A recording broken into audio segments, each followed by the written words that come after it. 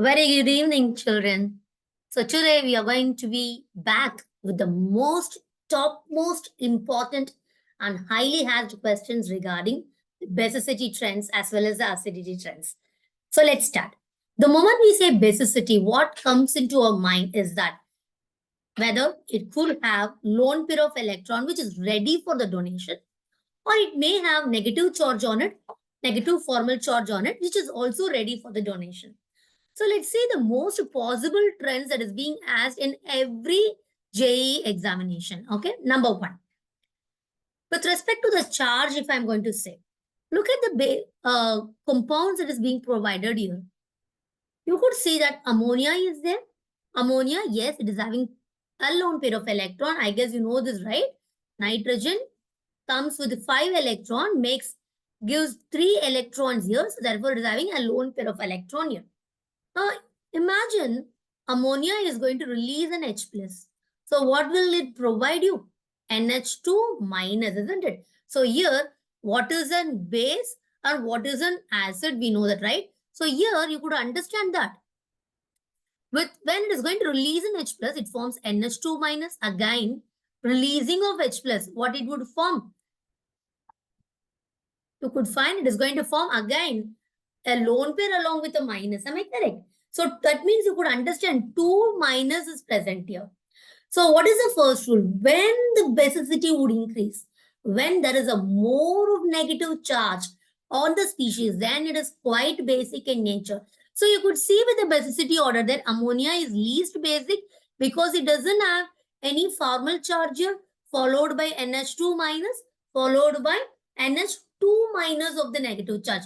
So this is the most basic of all. What if the NH group is present in conjugation? Now, what do you mean by conjugation? Remember, if you are having C double bond C and a single bond is there, yes, and some element here it is going to be nitrogen, which is having hydrogen here, and a lone pair of electron is there. And what do you mean by conjugation? Alternative double bond is what is called as conjugation. Alternative double bond is what is called as conjugation. Ma'am, where do you have this alternative double bonds? Now here is not a double bond, but instead what do you have?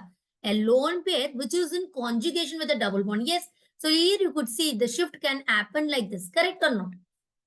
So if there is a conjugation with respect to this lone pair, what could you understand? The nitrogen right now is losing its lone pair of electron, isn't it? Since it is losing its lone pair of electron, don't you think it is going to become less basic in nature? Can I say it is becoming a little bit less, more acidic in nature? Yes, and that is what we are seeing with the second trend. Look at the 3 species that is provided here. Look at the first species. Look at the carbon to which this NH2 group is substituted. What kind of a carbon is this? This is an sp3 hybridized carbon. We know that here there is no double bond is there. There is no possibility for conjugation. There is no possibility for the lone pair of electron to move, isn't it? Therefore, its lone pair of electron is still available, much available for any of the other species to come and grab it, isn't it? So therefore, this is the most basic of all. Consider here, you are having C double bond C along with lone pair of electron is here. So what could we expect? Yes, it could go for a conjugation. Look at this. The lone pair shifts over there. The double bond shifts over here. Yes. So is this NH2 losing its lone pair? Yes, it is losing its lone pair. Therefore, it is little bit less basic compared to the first one. Cyclohexylamine. Right? Now, what is this compound called as? Aniline. Look at the third one. Third one, you have two conjugation is possible. Look at this. The conjugation can move this side. Yes, this is also possible. The conjugation can happen this way as well. This is also possible. So two places, both of its, either of its sides, it has an ability to lose its lone pair. Therefore, this will be the least basic of all. So the second point that you have learned today is that when will the basicity decrease? When there is a possibility for the lone pair of electron to move from its place. So can I say it is a delocalization that is possible here? delocalization, because the lone pair is no longer localized in one single spot. It is moving from one place to the another place. So delocalization is possible. Yes, children. So here, this is the least basic and this is the most basic of all. Let us consider the next category. What if I'm going to have an electron donating group or an electron withdrawing group? Very, very simple, isn't it? If I say an electron donating group is there, the most simple electron donating group we know is methyl group. So consider A, B, and C. Here in A, we have 3 hydrogens that is bonded with nitrogen. In B, I am having one methyl group that is bonded with nitrogen, isn't it? In C, I'm having 2 methyl groups that is bonded with nitrogen. Yes or no? Yes, dimethyl. Dimethylamine you are seeing right now. N dimethylamine you are seeing right now. So what kind of effect will it give? Nitrogen already has got its lone pair. What is the CH3 trying to do? Trying to donate the electron like this. Why? What effect it is? Plus I effect. This is plus I effect. So how many times? 2 times of the plus I effect is possible here. What about here? Only 1 time of a plus I effect is possible here. Yes or no? 1 time of a plus I effect. Here, no plus I effect at all. Because we know hydrogen has no property of donating the electron. It doesn't show any plus I effect, neither minus I effect. So therefore, which is the most basic of all? The third species, C, which is having 2 methyl groups, has a possibility of donating more electron. So what will happen if more electron donating group is there? The lone pair of the nitrogen, look at this C. You are having, this is your molecule, yes. So in this molecule, what has happened? Already it is happy with this lone pair of electron. But again, this is furthermore donating the electron here. So the electron density is still more increasing and increasing. So therefore, that's the most basic of all. What if an electron withdrawing group is there? What is an electron withdrawing group? The most common electron withdrawing group we know is halogen. Yes. So halogen, what kind of a effect they show? We know that it is minus I effect. So what will an halogen do if it is going to be present here? What kind of effect will it show? Definitely it starts pulling the electron towards it, isn't it? So what would happen? The lone pair that is present on the nitrogen can no longer stay here. So what should happen? It gets delocalized, isn't it? It is getting delocalized, keeps moving. Am I correct or not? Yes or no, everyone? Yes. So, ma'am, here it is localized one. Where is the possibility of delocalization, ma'am? Nitrogen is already present in its sp2. How is it possible? But still, dear children, here you have a possibility of having minus I effect.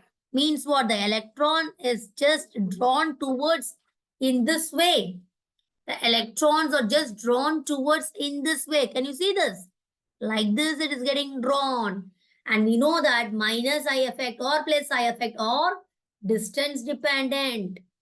More close it is, more prominent is the effect. Chlorine is so close here, children. So what will it do? Keep pulling the electron from nitrogen, isn't it? So obviously less basic compared to this compound. What is this compound called as? Pyridine? Yes, even though again it is in sp2 position, it is being connected with the carbon which is also sp2. But still we know that this is not involved in resonance. What about its lone pair? Not involved in resonance. Why, ma'am? Why it is not involved in resonance? Because this benzene is already resonance stabilized. Isn't it? It is already resonance stabilized molecule it is. In what way I can say it is resonance stabilized? Count the number of pi electron does it have? 3 pi bonds it has.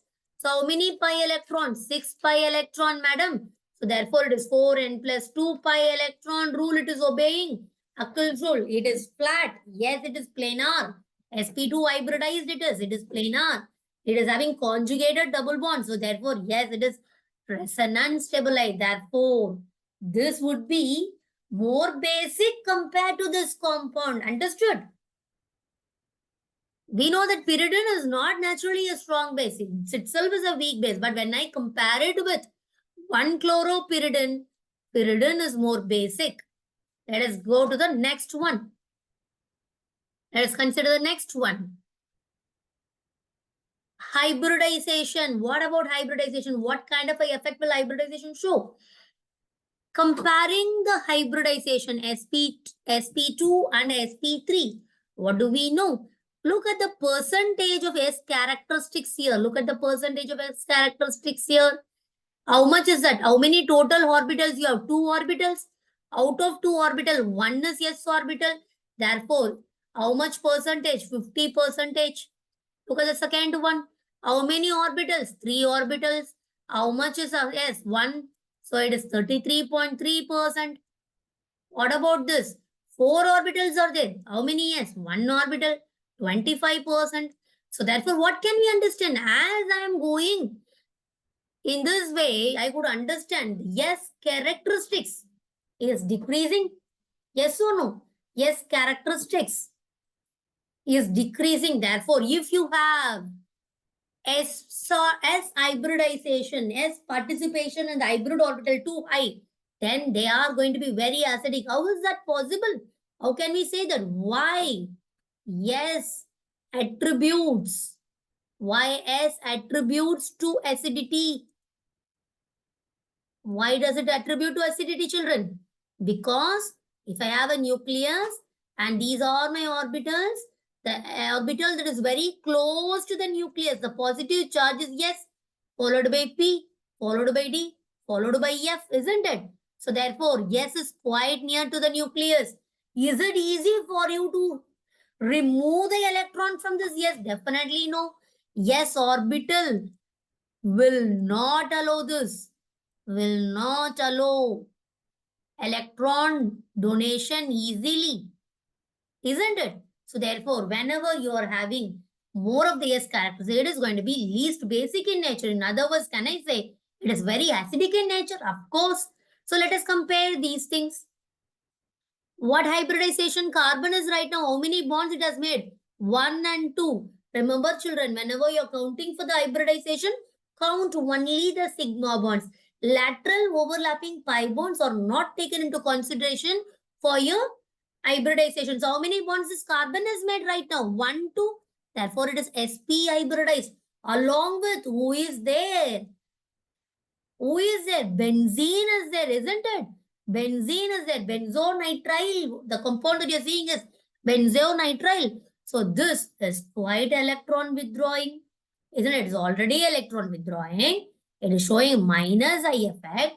Also, what do I understand? It is sp hybridized. Isn't it? So it has to be least basic of all. Consider the next molecule. Just now we mentioned this is pyridine.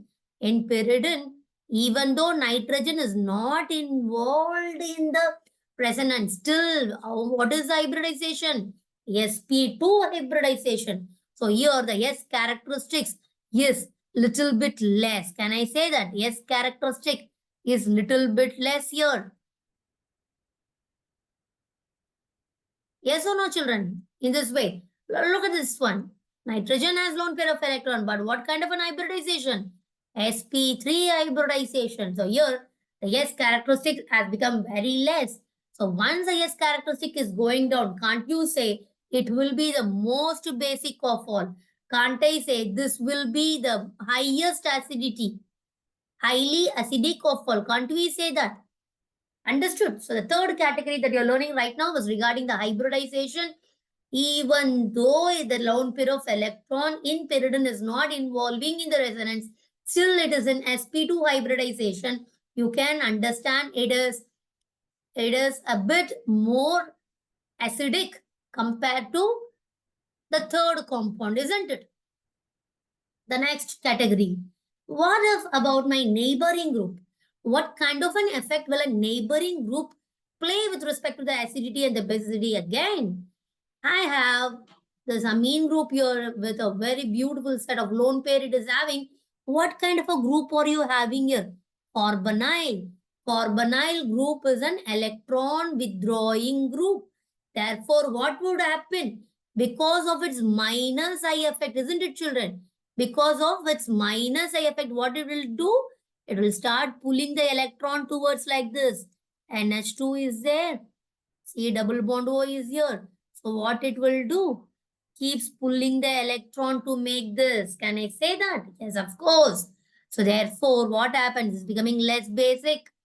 Consider here what you are having. You are just having an aliphatic chain. That means an alkyl chain is there.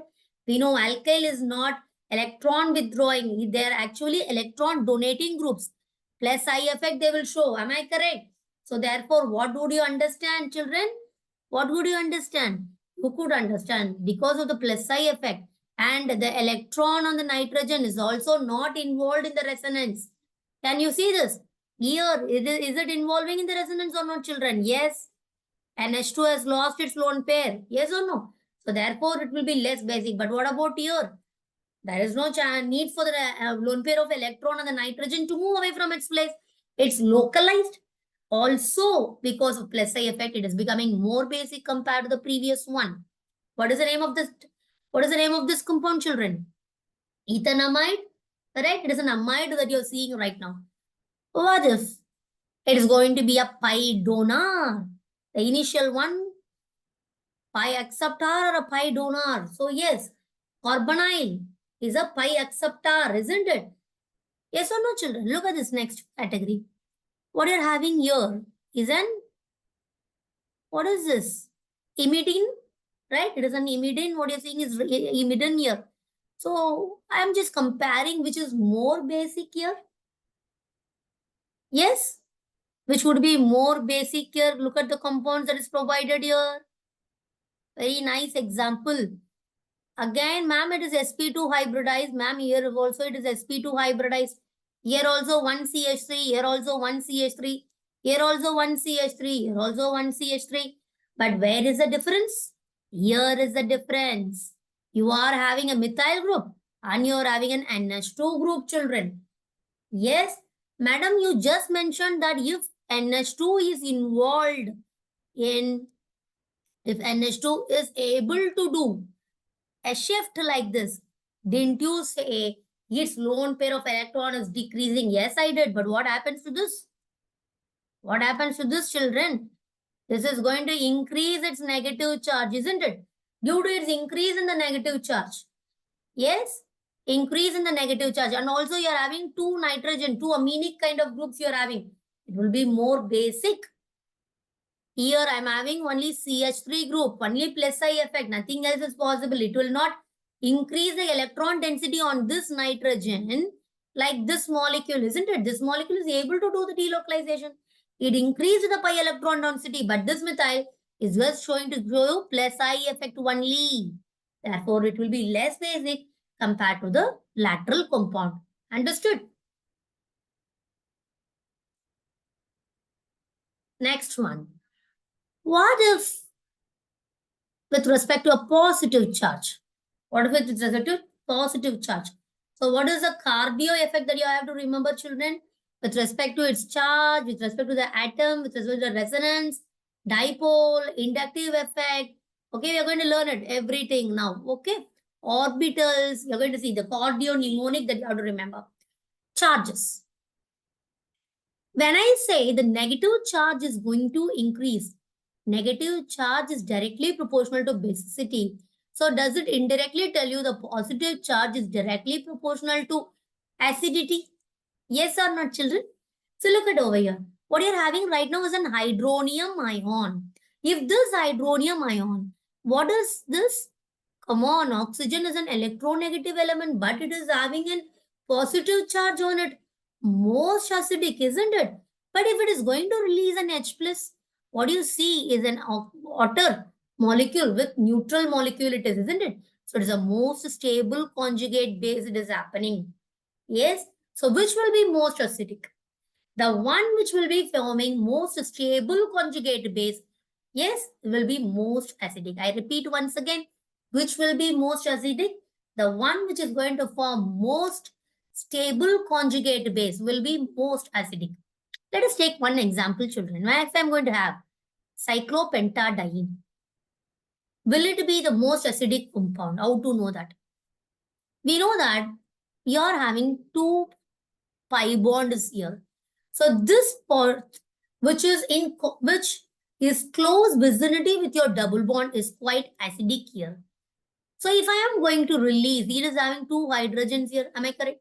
So if I am going to release one of this H plus, let me say if I am going to release one of its H plus, release of H plus is called acidic, isn't it? So what do you have here? What do you have here? Say cyclopentadienyl anion. Cyclopentadienyl anion we are having. Is it a stable one? Let us check it. So how many pi electrons has it got? 2 here, 2 here, and 2 here. 6 pi electron. Are they in conjugation? Yes, of course they are in conjugation. Are they sp2 hybrids? Yes, they are. So they are resonance stabilized. It is a resonance stabilized molecule. So therefore, yes, it is the most acidic. It is acidic. If someone is going to give you some order, asking you to find which is the acidic one, if it is posing, if it has a possibility of forming a stable conjugate base, then it is acidic. So look over here. In this category, this was able to form a most stable conjugate base. So therefore, this is most acidic. All right. What about OH minus? The moment I see itself, we could understand, ma'am, here it's a positive charge will be more acidic. Here it's a negative charge. How could a negative charged ion will be acidic in nature? Not possible, but still explaining it. When it is going to release H plus, what it is forming? O2 minus. Children, we know that O2 minus oxygen is smaller in size. Too much of electronic cloud is there. Therefore, it will be a least stable conjugate base. Yes or no? Yes. So most acidic will form most stable conjugate base. Least acidic will be forming least stable conjugate base. This is the first one for cardio. See, what about the atom? So across the periodic table,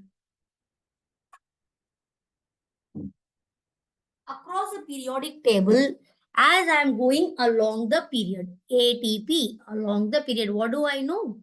We could understand that